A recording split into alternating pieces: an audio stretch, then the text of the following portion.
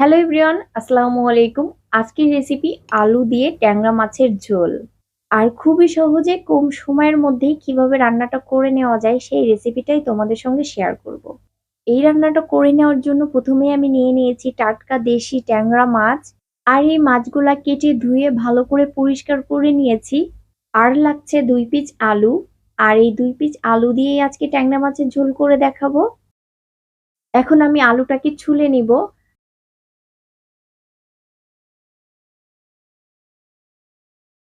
আর এই আলুটা কিভাবে কেটে নিতে হবে সেটাও তোমাদেরকে একটু দেখাই দিই।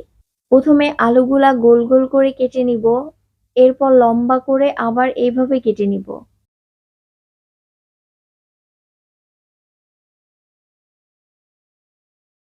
তোমরা চাইলে বটি দিয়েও সেম ভাবে কেটে নিতে পারো। আমি লম্বা লম্বা করে সব আলুগুলা এভাবে কেটে নিয়েছি। এখন এই আলুগুলা একটা পাত্রে উঠিয়ে 2-3 বার পানি চেঞ্জ করে পরিষ্কার করে ধুয়ে নিব। এখন চুলায় প্যান বসিয়ে দিয়ে দিচ্ছি তেল। তেলটা একটু গরম হলে দিয়ে দিব পেঁয়াজ কুচি, আরো দিচ্ছি কাঁচামরিচ। আর আমি এই কাঁচামরিচ দিয়েই আজকে তরকারিটা রান্না করব। এখানে কোনো শুকনা মরিচের গুঁড়া দিব না। আর আমি ঝাল খেতে একটু পছন্দ করি, এজন্য ঝালের পরিমাণটা একটু বেশি দিয়েছি। তোমরা ঝালের পরিমাণটা একটু কম বেশি করে নিতে পারো।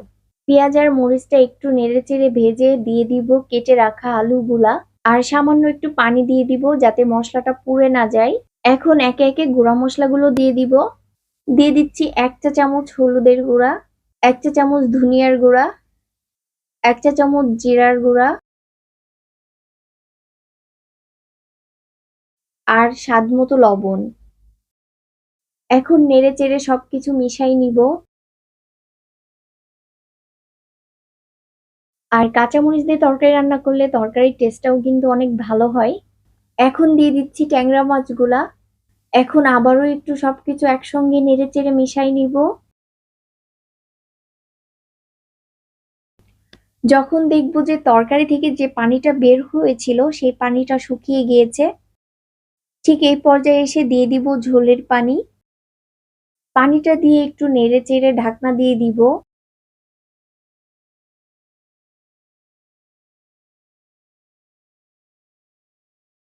তরকারিটা বলক আসার পর আমি আবারও একটু নেড়েচেড়ে মিশিয়ে ঢাকনা দিয়ে ওয়েট করব ঝোলের পানিটা শুকিয়ে তরকারির গায়ে গায়ে চলে আসা পর্যন্ত। ঠিক এরকম ঝোলটা রেখে আমি তরকারিটা এখন নামিয়ে নিব। আর তরকারিটা কিন্তু ঠান্ডা হলে ঝোলটা কিন্তু এমনিতেই গাঢ় হয়ে যাবে। এই তো আমার তরকারিটার ফাইনাল লুকটা। এখন আমি একটা পাত্রে উঠাই নিচ্ছি।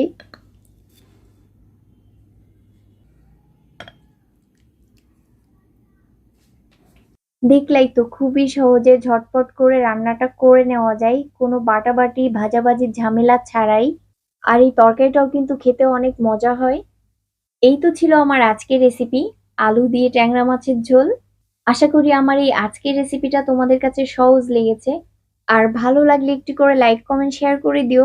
আমার চ্যানেলটা সাবস্ক্রাইব করে পেজটা ফলো দিয়ে দিও। তোমরা সবাই ভালো থেকো। Thank you watching my video. আল্লাহ হাফেজ।